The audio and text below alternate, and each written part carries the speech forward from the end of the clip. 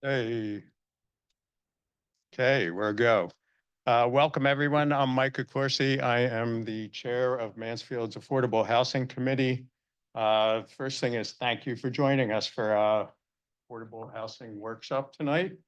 I'd like to start by introducing and thanking the members of the Affordable Housing Committee. This committee is, Sorry, one, we have to put on closed caption. oh, should I start over?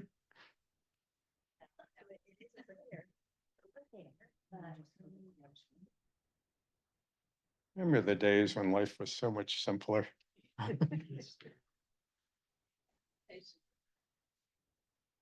Before Zoom. Zoom.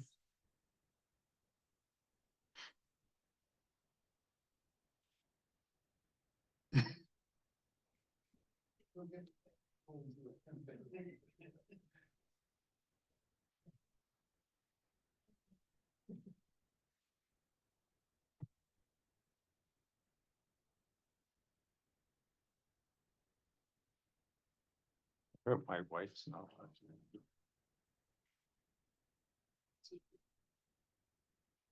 Very peaceful. For folks online, we're fixing one more piece of technology and hopefully this will be run much more smoothly.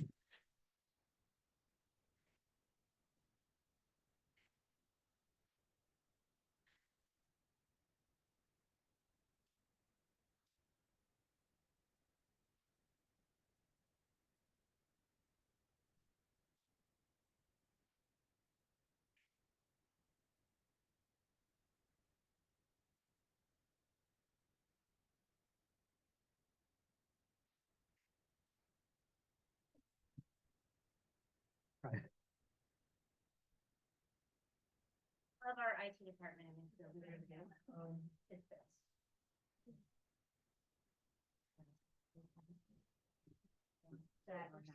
No, we want that on the big. Yeah, up on the screen.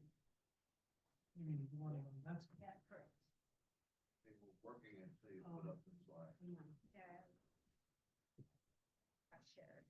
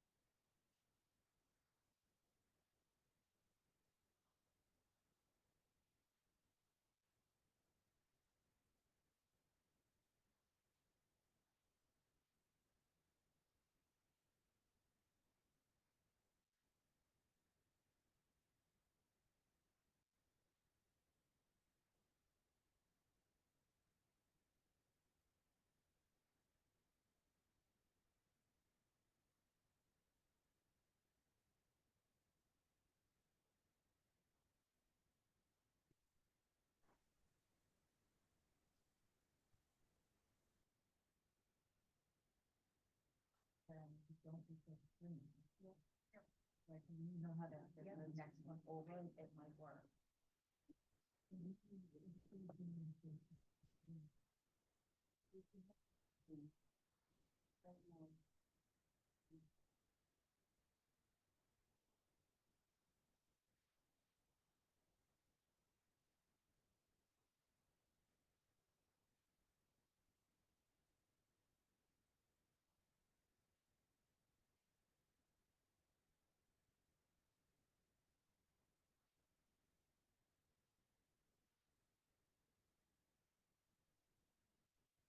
Time for some more cookies.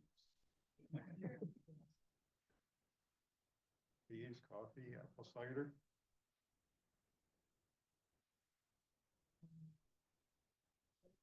What if you have it on a different monitor? You have it on my monitor. You can't do those guys.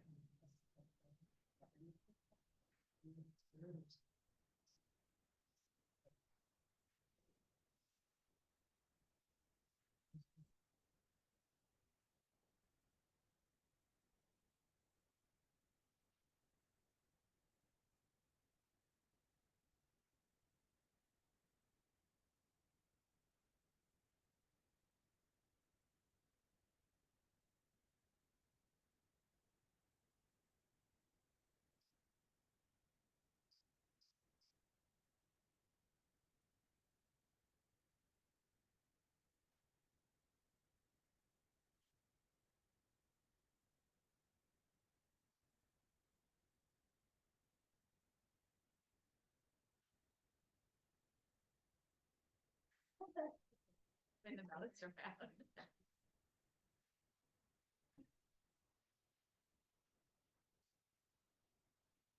How they dragged them from one street to another. Yeah, and we were trying to do that and, Yeah.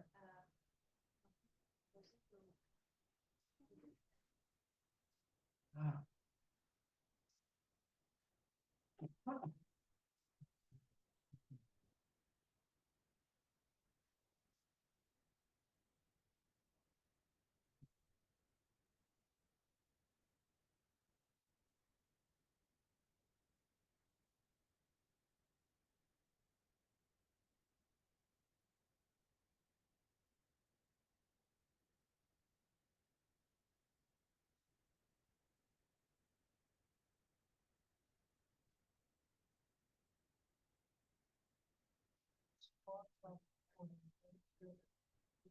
You don't really, what about those down in the other class?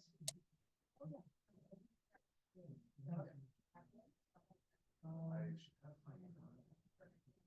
That's part of the shop? Okay. Okay, so I've got, of course, have the window, so then, the door, when they try and drag it over to the main street. Right.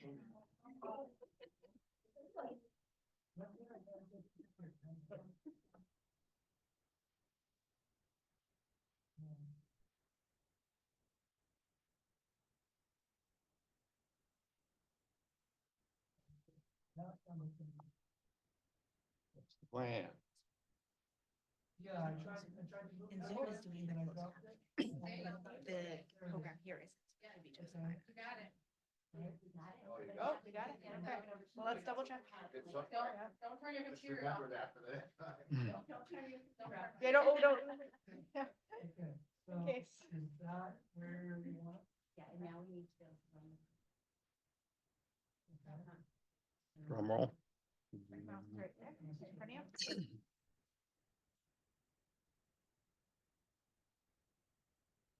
Okay, you good? Okay, now. Also, reminder, you can drag, when you're doing your presentation, you can drag the, closed captions up to the corner. of the Yeah. right? Yep. So you're in the background. Can we go? Yes?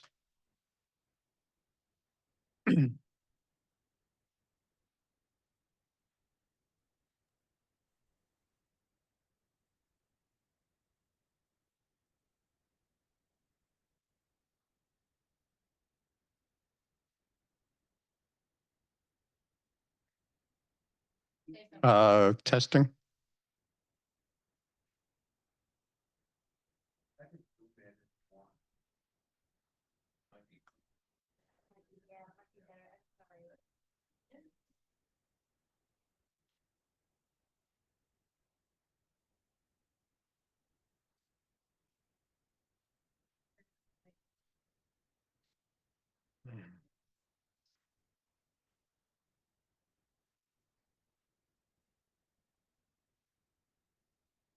Yeah.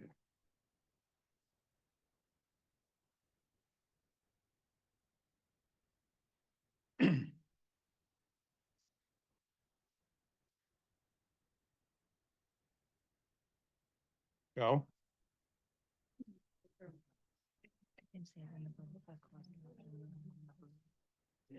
I don't know what it is.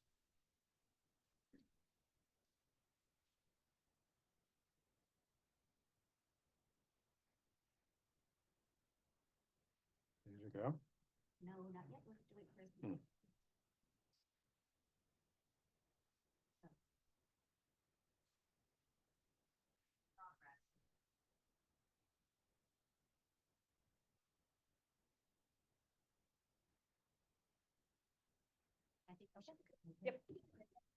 See, where was I? Want to thank the Affordable Housing Committee. This committee is about 2 years old, and they've been working extremely hard to develop affordable housing programs for Mansfield. So let me take a minute to acknowledge Mr. Paul Stern, Vice Chair, Will Biggle, Gina DeVivo Brasso, who I think is online. You can't see her. Sheila Amdor, I think Sheila is also online. Marina Martin, who is here. Say hi, Martina. And Deborah Palato Fontaine, who is also here. I'd also like to thank Mansfield staff that's been assisting us, Jennifer, Dorothy, and Monica. Thank you for everything. One of the other great things about this workshop is we've had the pleasure of partnering with Mansfield's Human Rights Commission. So I'd like to invite Jane Freed, the chair of the commission, up to say a couple words.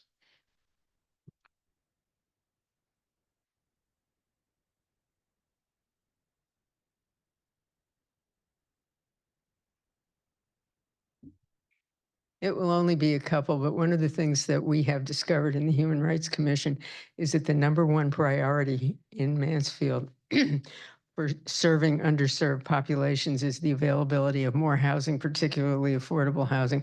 We are delighted to participate in this, and I would like to introduce Grace Pereira Lopes, who is sitting right there and is a member, the Reverend Deborah Palato, who is sitting there and is a member of everything, and Janine Canadia, who is our incoming chair, and I am the outgoing chair. I am now the vice chair. The Human Rights Commission is here to help people who can't figure out what to do when the system isn't working for them, and that's what we're trying to do. Thank you very much. Thank you, Jane.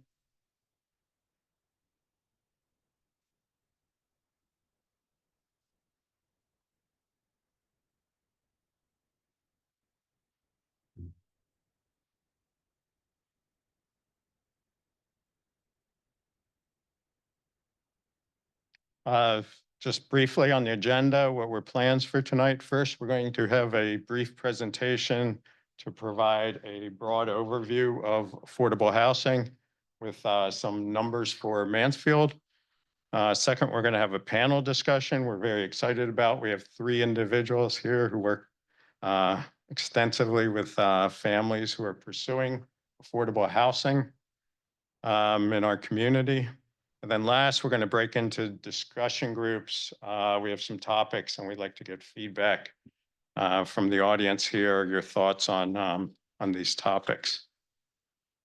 So let's start out by addressing the question, why is affordable housing important? And I think this is intuitively obvious. All of us need consistent, affordable housing to have a healthy, wholesome, stable life. I mean, that's obvious. And I think when people have consistent, affordable housing, then they have stable lives. They can go to their jobs, raise their kids, send their kids to school, etc. And the more stable families there are in the community, the more stable the community is.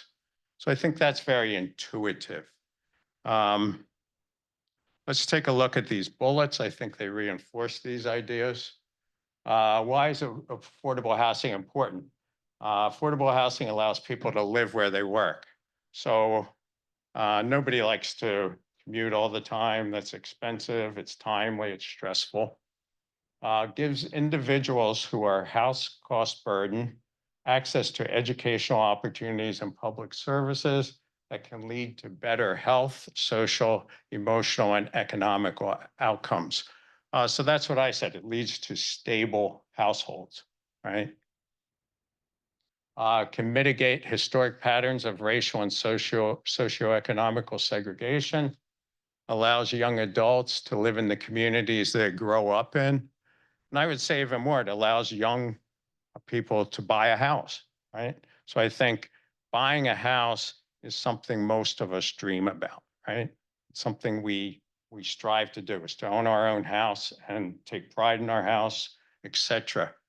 I think one of the biggest challenges now is for young people to afford housing when they're starting their careers out. Allow seniors to age in place. So this is another big issue. A lot of seniors are on fixed income. They want to downsize. They don't need such a large house. They'd like to sell it, put some money in the bank and get a smaller house. That's getting harder because of the lack of availability of affordable housing.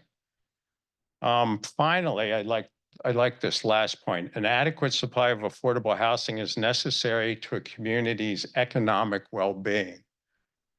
It helps provide a ready workforce for local businesses, improves the flow of disposable income into the local economy.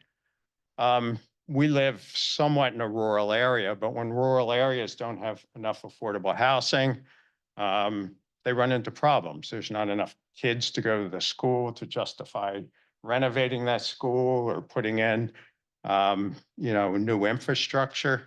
A lot of the businesses don't see a lot of business, so they move out of town, et cetera. I mean, we're fortunate that we live near a major university, but that also creates its own problems, right? I mean, one thing we see in the area is that as UConn continues to grow, more students are living in our houses, right? And that becomes a problem.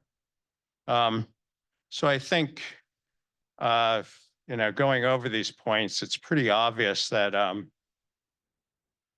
affordable housing is critical to vibrant communities. So in terms of trying to quantify things, I'm going to go through a couple of slides that can actually allow us to put numbers on things. And if you think about affordable housing, it's obvious there's two factors. One is what's the household's income, and the other is what's the cost of the housing, right? So if we can pin these down a bit, then we can start looking at Mansfield in terms of how many people are actually burdened by their housing costs. The information here is provided by HUD, and this is what's terminology that's used for government programs. So housing affordability is calculated by metropolitan area-based area median income and the household size. Okay, so that's basically the household income portion. And here's the definition of affordable housing for government programs. This is also what the state uses. Connecticut defines affordable housing as housing that costs 30% or less of a household's income for households making less than 80% of the state or area median income. So the cost of the house is built in that first number, 30% of the income, and then the income level is built into the second part, the 80% of the AMI. There's another factor that goes into affordable housing, which is deed restrictions. So to qualify officially as affordable housing in government programs, the housing also has to be deed restricted for a period, I think, is always 40 years. So that's a challenge. So looking at some numbers here, in this little table here, you'll see household size in the top row. On the bottom, you'll see this 80% AMI level. These are numbers for our area. And in this example, if you take a family of 4, in low income, 80%, if they make $97,450 per year, then they qualify for affordable housing. Okay, so you can look all these things up. I don't know if that number seems reasonable to people or not. Yeah, what do you think? High or low? For a family of four? Well, you know, These examples are good. So let's take a look at two other examples. These are from the National Low Income Coalition that did a recent study. One thing you'll note here is this number, Connecticut number 11. So Connecticut ranked 11th worst in the country for affordable housing. The first example, one minimum wage worker rents a one-bedroom apartment, spends less than 30% on rent. That individual must work 71 hours per week to pay the rent. Okay, to pay that 30% of the rent. That's pretty shocking. If you think about our kids, people going out to the workforce for starters and living away from home, that's a shocking number. The second number is not so bad, maybe. One household works 40 hours per week combined, say two adults, rents a two-bedroom apartment, spends, again, less than 30% on rent. That couple combined must make at least $34.54 per hour to do that, okay? And you can think of different scenarios here. If they're two young people, that might be fine. You split it, that's just a little bit over minimum wage. But if it's a young couple with children, that number gets pretty hard to do. Next slide. So what's the real driver here and cause of the problem? Probably all of you have heard that there's a massive shortage of housing at the national level and also in Connecticut. These graphs explain it rather well. On the left, this is plotted essentially housing costs. It's a housing cost index, and this goes from 2000 to 2024. So if you look at this, the housing cost goes up. This gray line here is the 2008 recession. So what happened after the recession was all these companies that built housing went out of business. And for the next 10 years, they stopped building housing. And that basically reduced the supply of housing tremendously in the United States. So that's going on for 10 years. Then comes along this little line, which is the pandemic. The pandemic increased the demand really rapidly into a market that had a really short supply. And the result is you see rapid increase in cost of housing. That's what we're experiencing now. This is for state of Connecticut. Over here, you see this lower line is Mansfield. It's pretty well parallel to that. In real numbers, since the pandemic, housing in Mansfield has increased by 50%. That's pretty shocking. So that's what people are up against. That's why you hear so much about this now.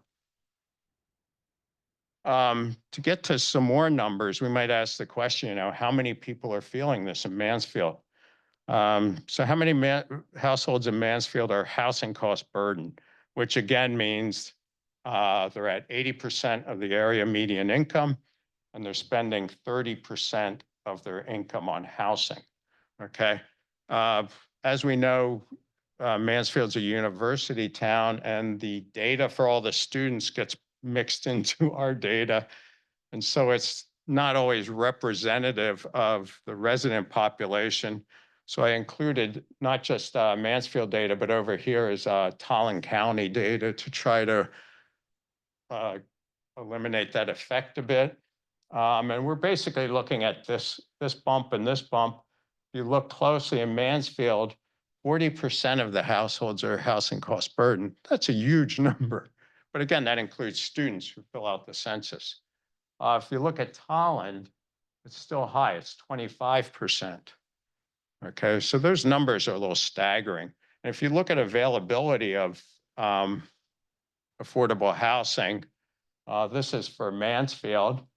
Some stats on our population, et cetera. But the percentage of affordable housing that's deed restricted in Mansfield now is only 5.4%.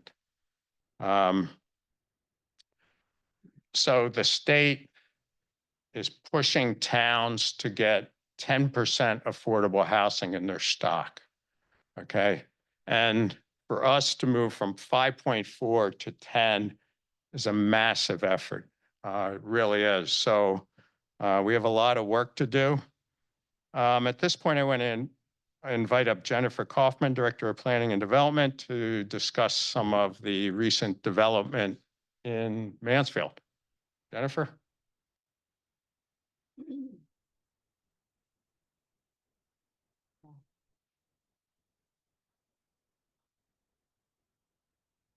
So in looking at the audience, many of you have probably been aware and are familiar with many of the recently approved developments in Mansfield, and it's a lot. This is just since 2020, we have 1,243 units of housing that's been approved. So in the previous slide, we saw that there are about 6,900 units in Mansfield in total. And we've had an additional 1,243 approved since 2020. I'm going to kind of go through each one of them. So, but I will, in summary, as a result of these multifamily housing, we will get 125 new affordable units.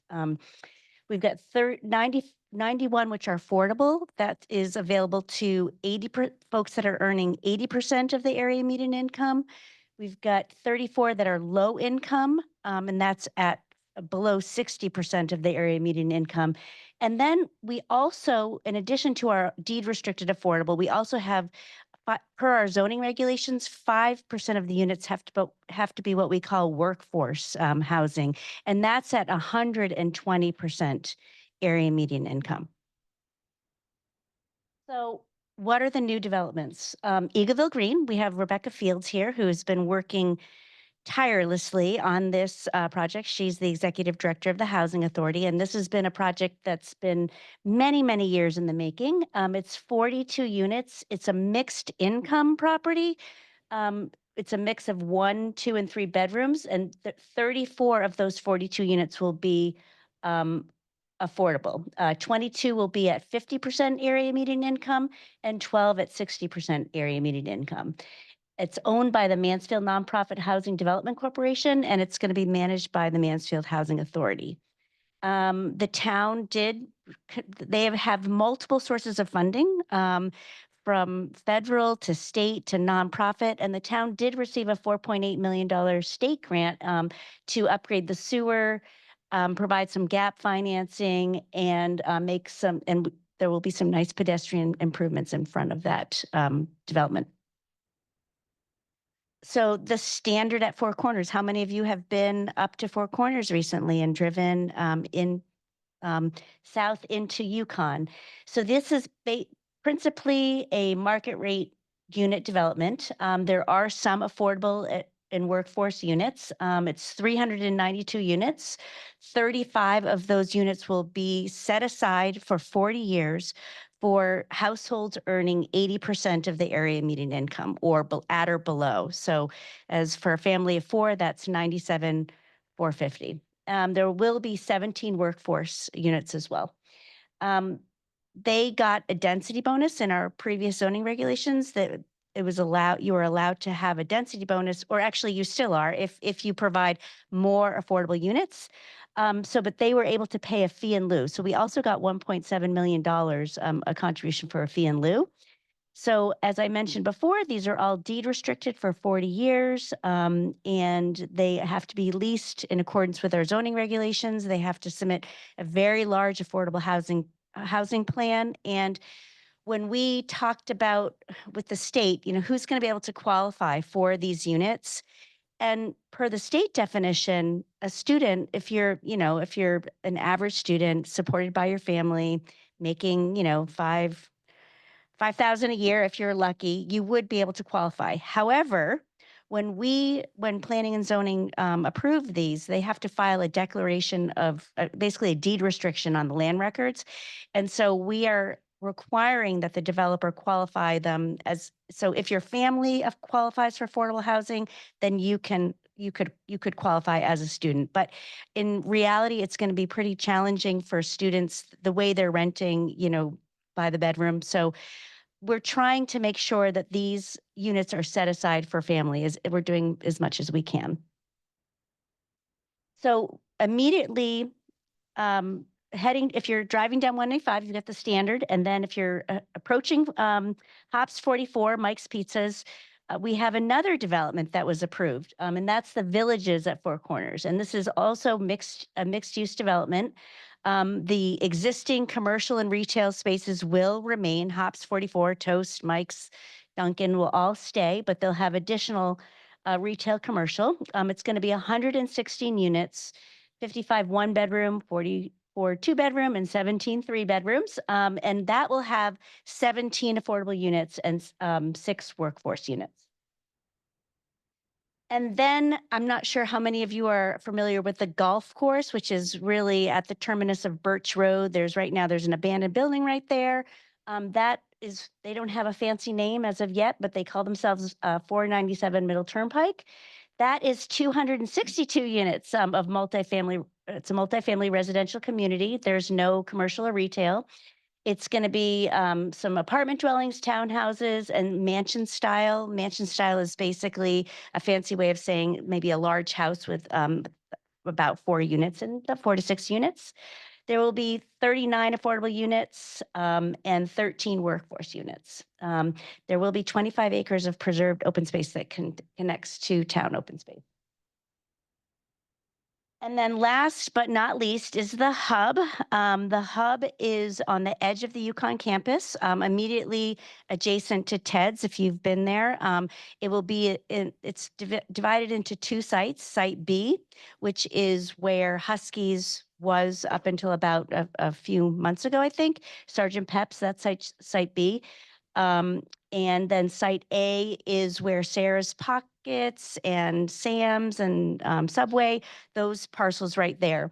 So that's going to be it's multifamily, but it's being marketed as a group dwelling. So it's actually basically a private dorm right on the edge of UConn campus. It's 1,165 bedrooms and about 14,000 square feet of commercial retail space. Because of the structure of this development, we were not able really it didn't make sense to require them to have on-site affordable units. We wouldn't have gotten the credit that we needed from the state. So they're contributing almost $3.3 million into our Affordable Housing Trust Fund. So that's the summary.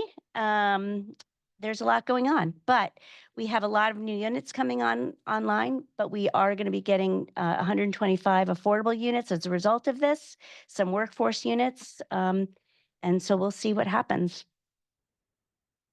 So I'm going to turn it over to Micah Corsi, and he's going to tell you more about what the Affordable Housing Committee is doing. Thank you, Jennifer. Okay. So this, I told you the committee's been in existence and operating for 2 years. Here's some of the activities we've been doing. We recommended priorities for affordable housing to the town council that were adopted. We recommended increasing the required affordable housing from 10% to 15% in these new developments, and that was approved. So the newer ones have 15% affordable required versus 10%. So that's a great improvement. We recommended increasing or eliminating the fee for not building the 15%. Our opinion was it was too low. The PZC agreed, and they recently eliminated it. So now the 15% is required. Our thinking is that it's easier for a developer to build affordable housing, and it's the amount of money we were receiving as a fee in lieu was insufficient for us to do that work. So we're happy about that. We reviewed affordable housing plans for some of the projects Jennifer just discussed. Currently, we're recommending that Mansfield adopt a tax abatement ordinance. This would allow the town to abate taxes on projects in order to facilitate more affordable housing. For example, we talked about a reduction in rent that's paid for affordable housing. How do you make that up to the owner of that property? You can do that through a tax abatement, for example. So that would give us an ability to put more affordable housing into existing apartment buildings, as an example. We've seen a lot of towns around Connecticut using tax abatements very effectively to get this work done. We've also established partnerships with several nonprofits, which is very exciting. Let me just briefly talk about the priorities. Priorities, as you expect, are to address some of the populations that we've discussed. We're also looking for projects that leverage other funding sources. That's critical in affordable housing, that everybody puts some money in. And we're looking at rehabilitation of existing properties. So we think that's a good opportunity. Okay, let's go ahead and take questions now at this point about things that were discussed in the overview. Questions? Yes, sir. I'll encourage my fellow members to answer with I me. understand that in order to be considered affordable, it has to be deeded that way. Correct. I understand also that there's a term called natural Yes. affordable housing. Can you tell us what the percentage is in town of natural I affordable cannot, housing? but I'm going to ask if anyone else can. We're going to, following this meeting, we'll take your questions. If we can't answer them, we'll develop a list, research them, and send them out. We're planning to do a mail out after this meeting. I'm sorry, Jennifer? I think we'd probably have to, I'm sure it changes, right? Because we'd have to look at, and probably a realtor would know that. But the reason why we're tracking affordable units, deed restricted affordable units, is because of the impacts on zoning. So if you are not at that 10% level, then a developer could come in and they just have to build 30% of their units as affordable, and they do not have to abide by many of the zoning regulations. So we do know that we do have several, units that are affordable, but we don't really track that as a town. I know, Chris, it's something that you have wanted me to look into, and I need to just kind of get my head and together with a local realtor, do sort of a market analysis. One of the reasons I think it's something we should know about and locate specifically is it feels to me as if it's low-hanging fruit. You're feeling threatened by developers being able to do stuff that you haven't made a plan for. And we seem to be relatively happy with whatever the setup is now as the town has evolved and developed and exists. And so if the properties and the places and the units that are now naturally affordable could be converted, I think it would be a lot less jarring to everybody. And so that's a piece of why I think we should really focus on making it happen where we can in those properties. Yeah, I agree. If particularly if we can get the tax abatement ordinance through, and that would give us a mechanism to approach those people and say, would you be willing to deed restrict for 40 years? Please. It's really good theory. It's really hard to accomplish in practice because the economics of owning property, housing in Mansfield, is so profitable right now because of the pressure from the university market. So yeah, I mean, it's. But that's actually exactly my point. It's already But there. you have to, folks online won't be able That's to hear actually you. exactly my point. It's already there. And you mentioned it's hard. Well, this whole thing is hard. How much harder is building a whole bunch of places for which we don't have enough money versus making the ones that we have at least count towards the real, quote unquote, real affordable. So I just think it's a it's a piece of the pie we need to strongly pursue and stop avoiding because of whatever reason we seem to be avoiding it. And one of the first pieces would be to get more information about it. I would say we're not avoiding, it's not that we're not avoiding it, but the units, I guess if we're looking to look at our naturally occurring affordable housing, and then are you thinking that we're going to deed restrict those, or we're going to work with the property owner, or what would we, yeah. So we can have an offline conversation, because I In order know. to get it to become Right. affordable, yes, they would have to be deed restricted, Correct. unfortunately. So that is that's something that it's going to take some convincing for private property owners to want to do that. So there has to be an incentive. Yeah. And it's actually definitely that is on our radar, because we are tracking properties when, so yes. I think we have another question. Jennifer, I noticed a couple of the projects you presented have been approved for quite some time. I'm wondering, is there something holding them back? Because I don't see bulldozers going or anything in those areas. So we have zoning permits have been filed for the villages. That is the one immediately adjacent to the standard that kind of wraps around Mike's Pizza and Hops 44.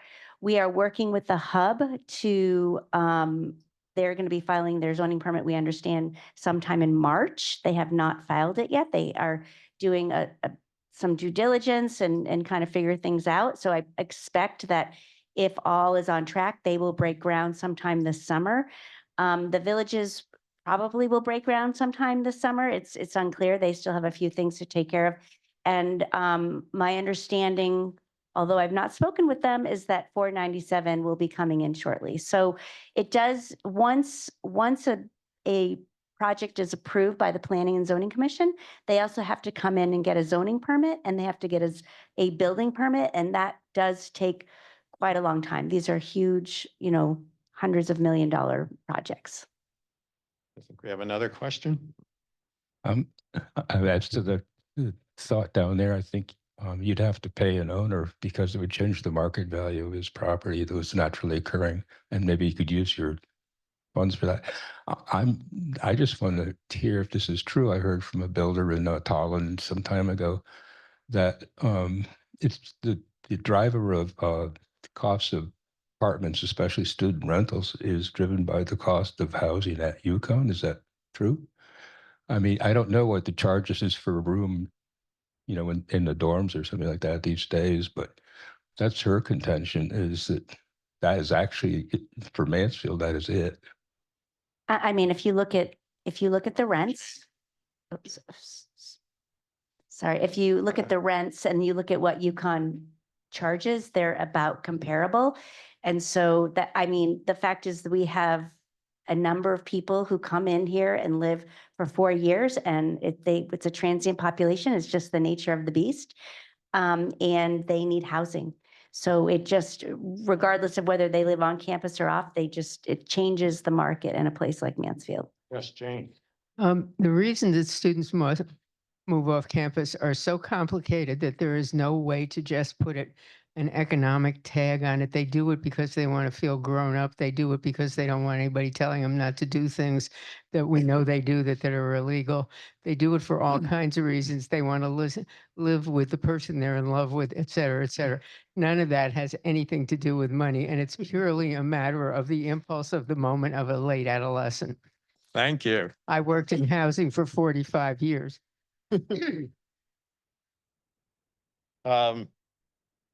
I know we're behind schedule. And one more quick question. Yes. Thanks, Monica. Yeah, quick question. So Jennifer, the numbers of affordable units with all these new the total units in town, will it move up from 5.4? No, No, it's Well, decreasing because the pie's getting bigger. Break even. we're going to break even as a result of these existing, because we did bump up the rate from 10 to 15%. However, there are other units being brought online in Mansfield, so that every unit, it's a numerator denominator thing. Yes, Brian. Thank you. It's back in the late nineties, maybe the early 2000s. UConn closed its graduate dorms, and that put graduate students and their families. Graduate students are many times married with children. They also demolished the Mansfield apartments over here. I would be interested in somebody creating a dialogue with university to create affordable housing for the graduate students and their families.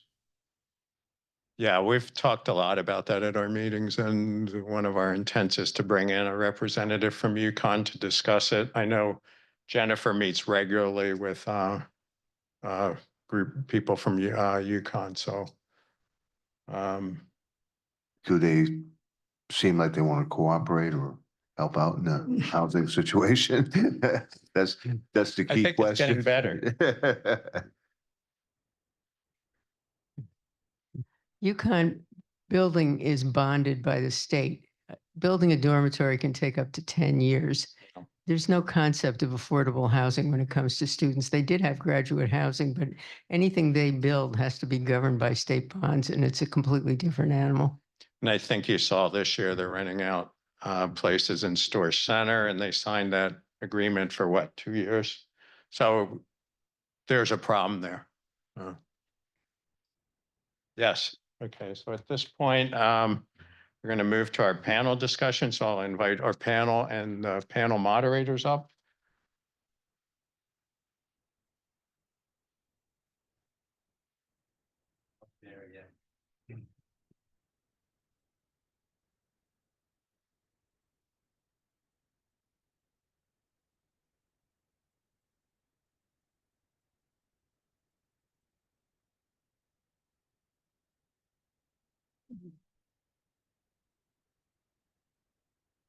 We thought it would be I'm Paul Stern, by the way, I'm the vice chair of Affordable Housing Committee. We thought it would be a good idea for you folks to hear from the people who actually work with the people who need affordable housing and who these folks are deal with it every day as a matter of daily life. And we thought it would be useful to talk to them about that phenomenon, if you want to call it that. So over here, I have Rebecca Fields. She's the executive director of the Housing Authority. She's the one who's got to put bodies in apartments down at Eagleville Green. And she also runs Helinco Estates and some are functioning affordable low-income housing. Jessica St. Louis is the director of, let me get the title right here, Human Services. I don't need to describe that, I don't think. And Jessica Tracy is the head of the Senior Center, which comes under the Human Services Department. So we're gonna ask them some questions, ask them to talk about some of the things that they deal with. And I think what we should start with is with Jessica St. Louis. I'd like you to talk about Alice Families in Connecticut and what that means specifically with respect to housing in Mansfield. Okay, I'll do the best I can. Can everybody hear me? Okay.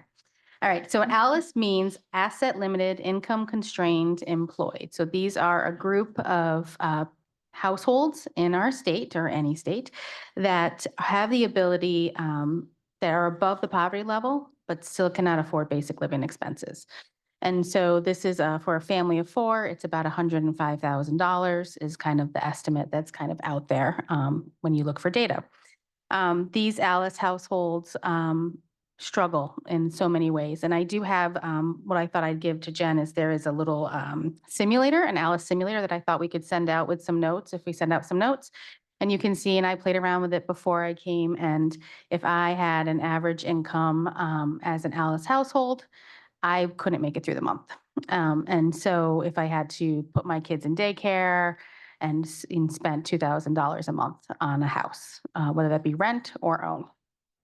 So these ALICE households, we have about It depends the data that you look at. We have about, some data says about 49% of the town falls in the Alice household. And then other data shows less, probably about a third if you take out the Yukon population. And so below that Alice threshold, you have in the town of Mansfield Public Schools, you have about 27% of those families that are at the poverty level that get the free or reduced fee lunch program. So we have a lot of families in the town, probably anywhere from a third to a half, depending where you go, that fall beneath the threshold of being able to meet basic needs for their families and themselves, including housing. And what do you hear from, do you speak to some of these people who are like looking for places Yes. to live?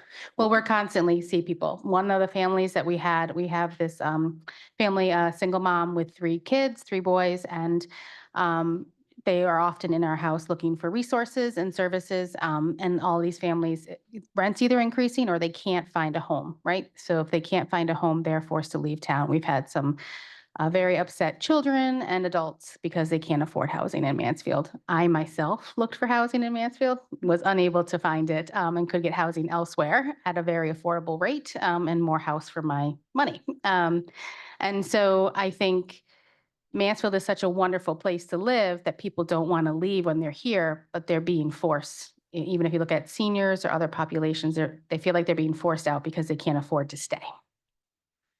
Thank you. Let's talk to Jessica, the other Jessica. I call them the Jessicas.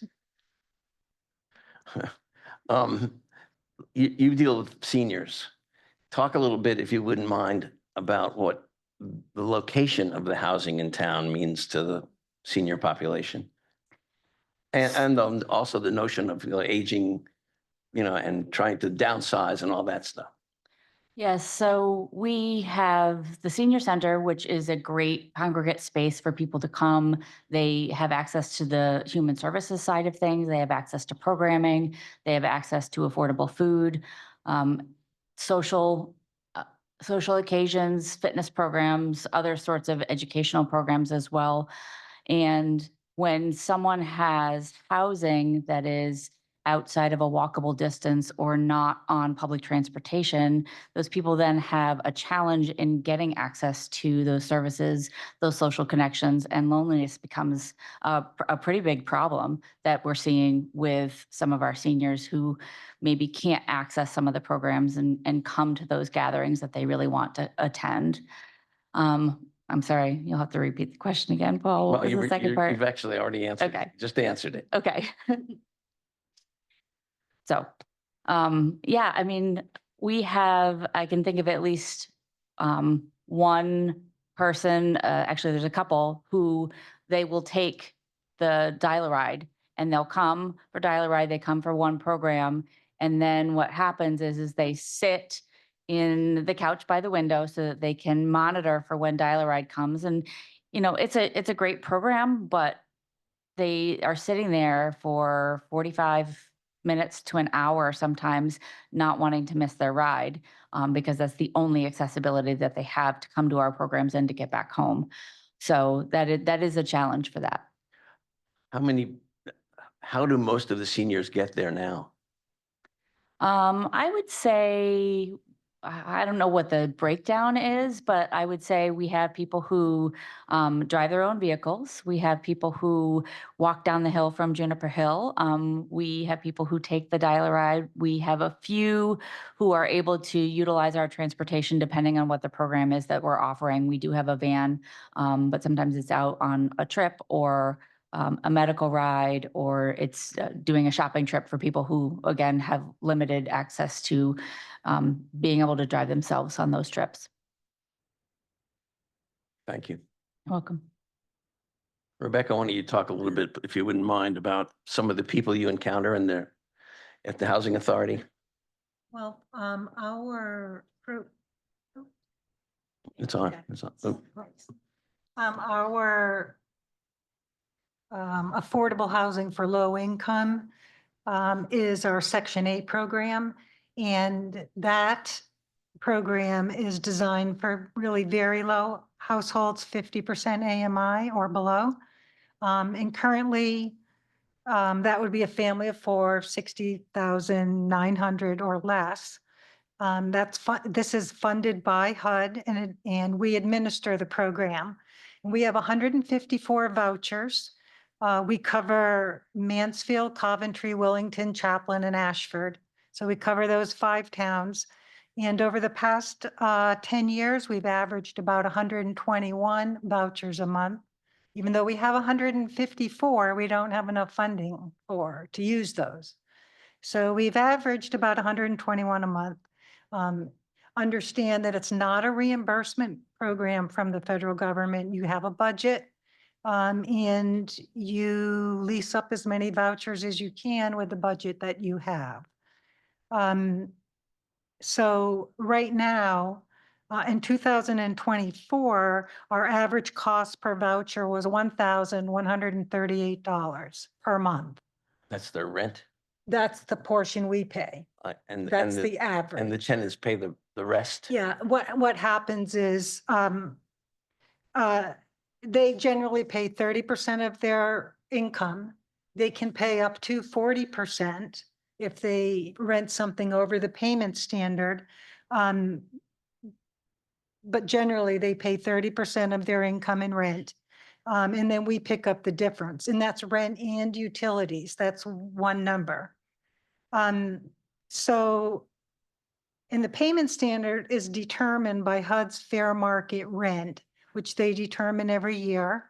And then the housing authority can increase that or decrease it up to 10% without getting any other HUD approval. And we generally have some increases to what they give us. Otherwise, people wouldn't be able to rent up here. So, and that payment standard is set by zip code.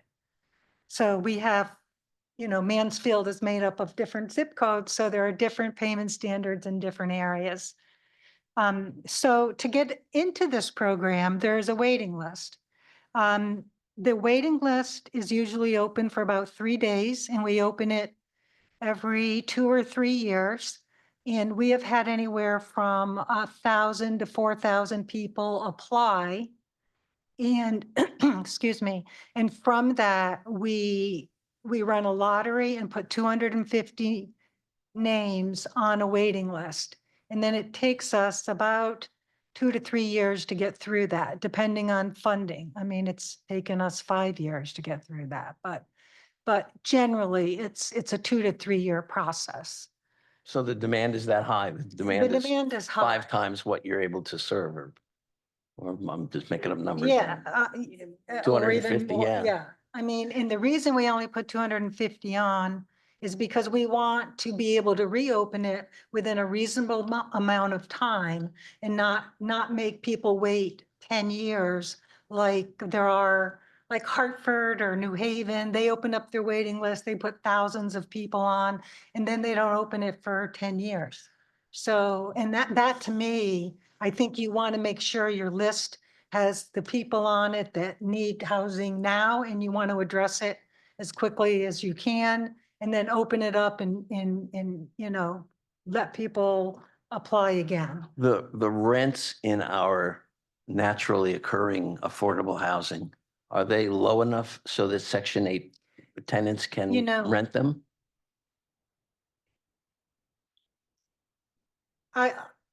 I will say the landlords in Mansfield, not just Mansfield, I don't want to, but all in all the towns that we rent in our jurisdiction, they are very good about reducing the rent when it's too far over, and it's too far over the payment standard. And I say that not only individual landlords who have 1 or 2 units or a duplex or something like that, but even, the Wrenwoods, the Knollwoods, the big apartment complexes. Their landlords will reduce the rent to make it work. So, for that, I'm, kudos to our landlords. They do work with us.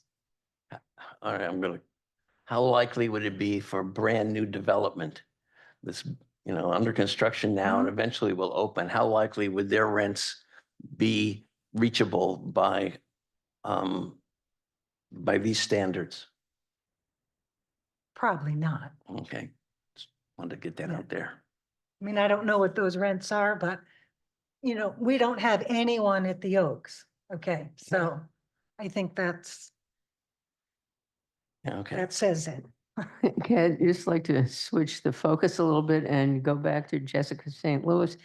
Can you tell us a little bit about how Mansfield's limited housing availability is affecting the town's population, particularly of adults between the ages of 25 and 59? What are the long-term implications of that for this town? Please. Such an easy one.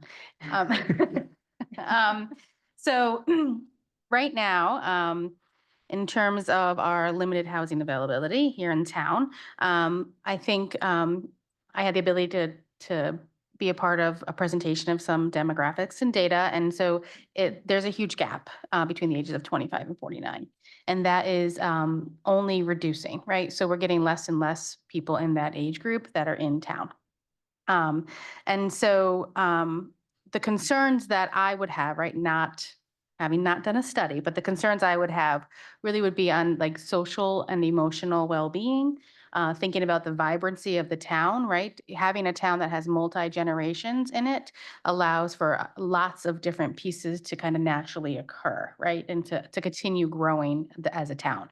I know Mike had talked a little bit in the beginning about, right, having your young adults be able to live in the town that you grew up in and right, be able to have that kind of hometown feel and keeping our population growing. And so I think some of the concerns I have with this gap continuing to increase and reducing, right, children, reducing the amount of children coming into schools and things like that, it just speaks to what's going to happen in the town potentially with some of the things that Mike touched on in the beginning. I think my other concern as well is, right, it's having, I had looked at some data earlier today and said something like 60% as like rental properties are in the town. There's a lot of rental properties in town. And so if you have that, the ability for people to stay in town and live here and own something and have that, let's call it the American dream, is limited. And so without the ability to have affordable housing that people can purchase as well is going to limit that for people. And so I think we need to think about the whole spectrum of affordable housing when we're thinking about it, ownership as well as rental.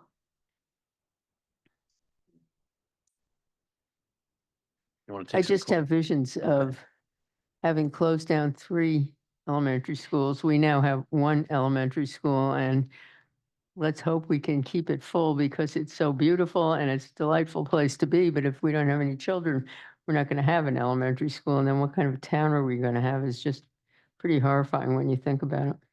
It is. It can be scary. And I think, right, we are lucky enough to have a town that's invested and gives so much back to the community.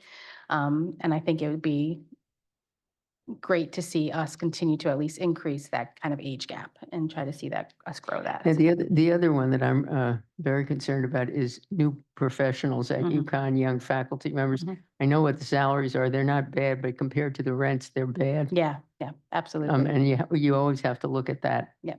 relationship. It's not just, are you making enough money? It's, are you making enough money to live here? And everybody wants their kids in the Mansfield schools. Oh, yeah, absolutely, because it's Yeah. a great school system. Yep. Should we take a few questions from the floor out here? Anybody want to ask anything, sir? From my experience, Mansfield does not have low-income housing. Jessica mentioned that the only low-income housing is with Section 8. From my own experience, my son is 25 years old, he's autistic, and I tried to get him out of the house. And we got Section 8, but we could not find an apartment low enough that he could afford with Section 8. So that I see as a problem in Mansfield. We have moderate income housing, but not low income housing. And relying on Section 8, which only, would you say, 154, and over 1,000 people applied, I think we have to look at low-income housing for Manfred also.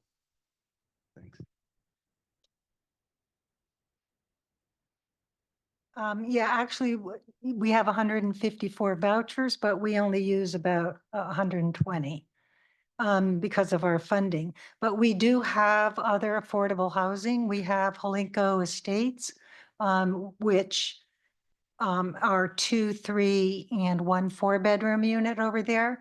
And for people that are younger disabled or over 62, we have Wrights Village, which is also affordable housing. Both of those properties have a base rent, so you do have to have a minimum income to apply. So for Wrights Village, that minimum income would be around 22 to 24,000 in income. I have a question for you, because you said your son has autism. Does autism qualify as a disability, or are you talking about mental disabilities or only physical ones? I'm not, it would depend, like, he would qualify for Wrights Village if he was receiving this Social Security disability.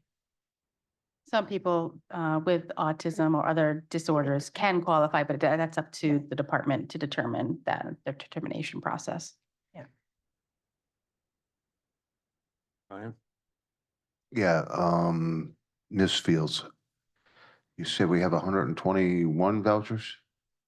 That's what we have actually this Okay, month. so we're actually occupying 121 units, correct? All right. Being involved in that program, and I think Section 8 is a very good program. It helps get people on their feet. I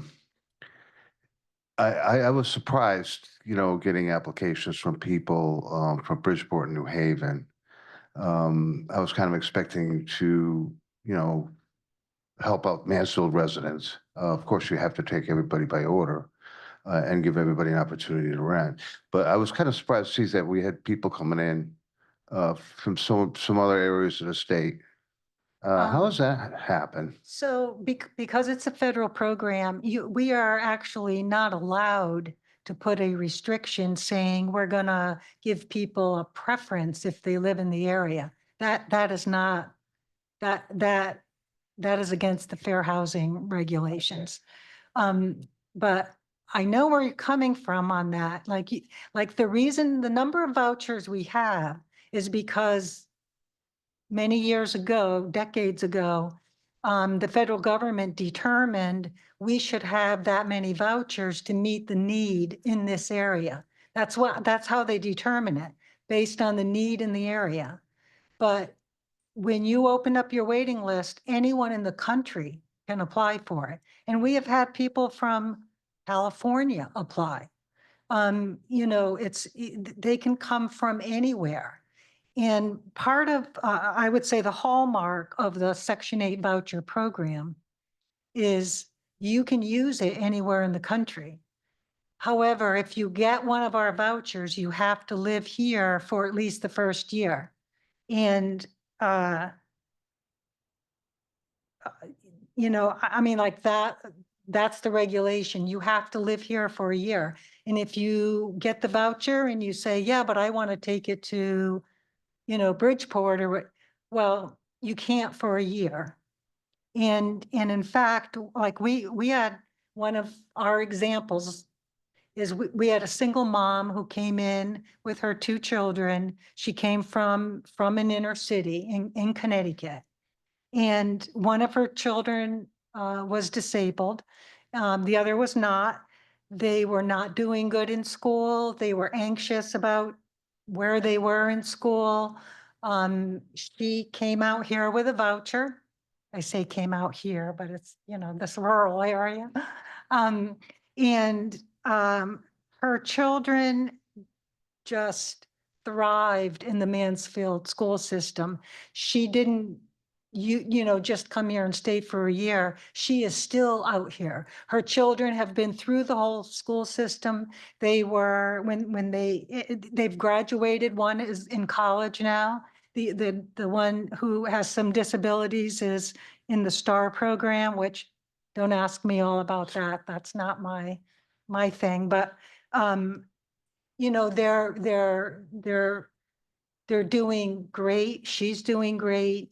And you know, like that's what the program is for. Now at least her son who has gone on to college is probably not going to be on the Section 8 program. You know, the opportunity that was provided to them helped uplift that family enough to uplift, you know, one of her children to move forward, probably without any other governmental action with housing, hopefully.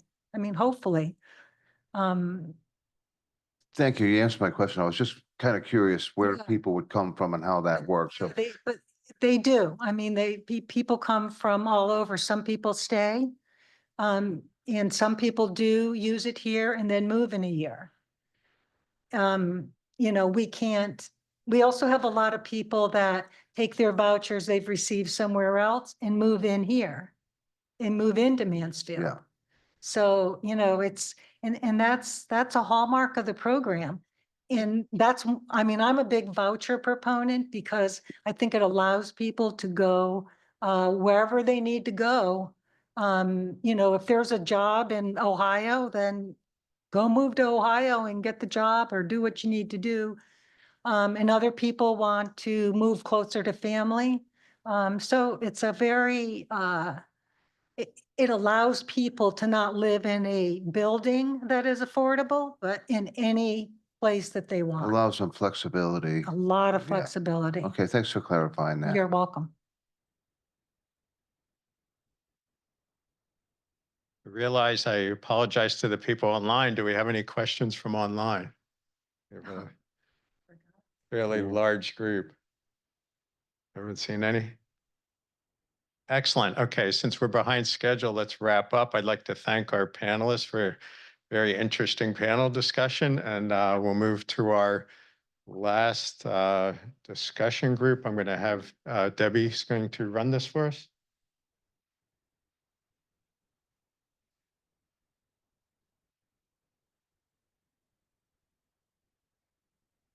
Since we want to be faithful to our ending time as close as we can, and because we obviously had a late start, we're not going to get into small groups. That was our plan, but we're just going to stay where you are. You don't have to move. But we just have a couple of questions for you, and we'll write down your responses because we'll either get the information out to you, as Mike said, or perhaps later this year, we'll have another workshop based on what you still want to know about affordable housing in this town.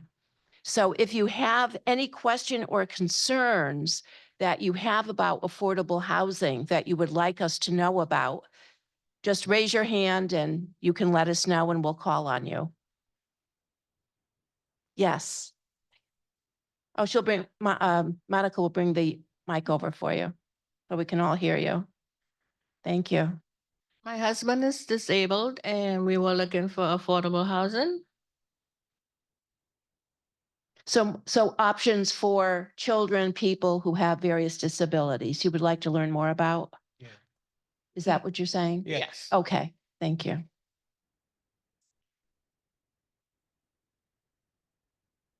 Thank you. Any other questions that you would like to see in a future workshop or a concern? Yes. I just wondered what transportation options are built into the affordability thing. I mean, if you have a walkable, blah, blah, then, you know, that obviously makes your life affordable. You don't have to have a car or transportation. And then, Good point. Thank you. I know more sidewalks are being put in for Eagleville Green, right, Jennifer? A lot more sidewalks down all of South Eagleville Road. Yeah, For more there access. currently is a sidewalk, but it will be much wider and it will be, Right. On both sides though, right? Or just, yeah, part of Part both of it, sides, not, okay. not quite both sides. okay, thank you. Other questions, concerns, Chris?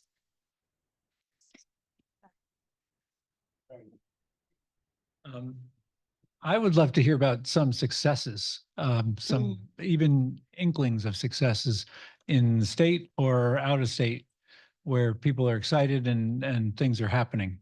Mhm. And I'd like to know, where they're happening, why they, anything to do with successes, basically. Mhm. Yeah, we actually talk about a lot of that with our readings in the Affordable Housing Committee, but that's just a kind of insular, so we can share that with you, sure. Anyone else? Okay, the next question, oh, yes, I'm sorry, go ahead, please.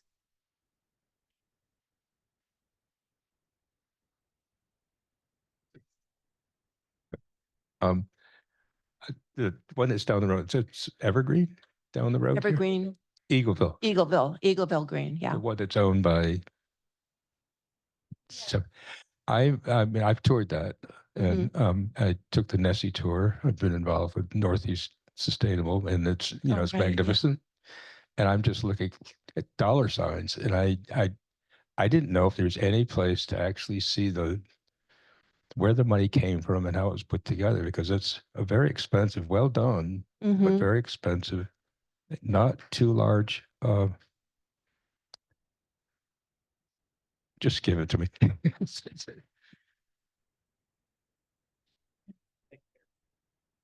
Oh, do you want? Oh, okay. So I'll tell you where the money came from. And it took us almost 10 years to put this together.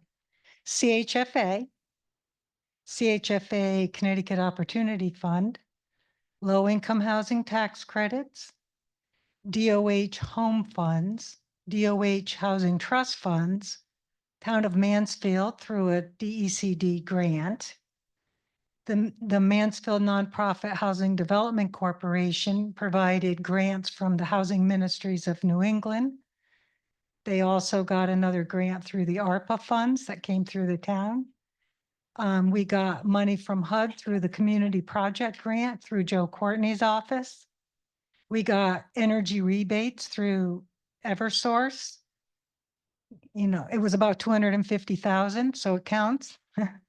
And we also deferred part of the developer fee that's paid to the developer, put money in. All of those sources that created 9 mortgages on the property. So that's where all the money came from, all those different sources. And nobody wants to put money in until the first person does. And it was when we got the grant that Linda Painter had put together with us that Jennifer was telling you about for the South Eagleville corridor improvements. When that money was secured, that got everything else rolling. But and for years, we were about $1 million short and we just couldn't get anybody else to commit. So. Thank you. Thank you for responding to that. And we do have an online concern for aging in place options, specifically for seniors. So I did add that comment to our list. Thank you. The next question, what surprised you about the information presented? Did anything really just say, oh, I didn't know that, or that was really interesting? Anything that surprised you? Very knowledgeable audience At a percent of households or residents that are pregnant. Yeah, yeah. And hearing those stories too. Yeah. Thank you. Oh, same thing. My biggest concern is always hearing about people the people who do work here in town, but live in Hartford Yeah. or live yeah, yeah. wherever else. Mhm. And that puts that cycle with housing issues, health issues, education issues, affordable housing, childcare, and it's just a nasty cycle that there needs to be a wedge. And if we can get the Mhm. affordable housing reasonable, and yes, college students need to have a place, but Mhm. no, it needs to kind of go to also Yeah. families because you can't then put back into the community Mhm. if it's going elsewhere. Mhm. Thank you. Yeah. And all your work in the schools, you see a lot of that, I'm sure, and the things that you're trying to do. Yeah. Thank you, Janine. Yes. Hi. I was actually surprised at 2 things. The number of vouchers at 154 and you're only able to use 121. And then also really surprised me that someone working at the college cannot afford to live in the area. Mm-hmm. Yes, Terry. One of the things that people forget is that at least half of the employees at the university are not professors. There are maintenance people, there's secretarial staff, there's juniors, staff of all sorts, and they don't make an awful lot of money. Right. Yeah. I think one of the things that planning and zoning has done is create housing opportunity right on the border of the campus so that there is a walkability issue there. And by the way, WRTD has been maintaining the Yukon buses for the last couple of years. Yeah. And we are really hoping that they will make sure that the people who live in those developments have access to the campus by bus one way or the other. Mm-hmm. Yeah, we're always seeing those buses go by the neighborhoods, that's for sure. Good point. And the last question, is there anything else, any other learning you would like, any additional information for a future town meeting? Partly along Chris's idea, I would really like to know how people do this successfully. Eagleville Green is a wonderful thing. Mm-hmm. It was extremely expensive. Right. It took a decade of staff and volunteer time and legislator time. And I mean, we're not even talking about the cost of staff time to put this thing together. But I would like to know who can do this and who does it and where it happens and what you need to do to be a catalyst. Thank you. Any other pertinent topics you would like to see covered that we didn't have time for tonight?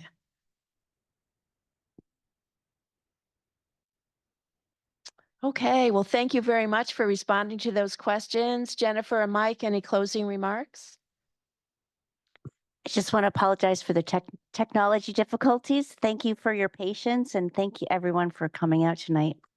Yeah, thank you everyone for joining us. As I said, our committee's only 2 years old, but we're an ambitious committee and receiving feedback, input from the community is really important. One of the things, as we mentioned, there'll be a follow-up to this and try to provide additional information to you. We're also in line to develop a new affordable housing plan. There was one written, I forget, when was that written? In 2021, I almost forgot. We are undergoing this huge, we have this huge thing happening in our town. It's a new plan of conservation and development. So we are about to release a survey.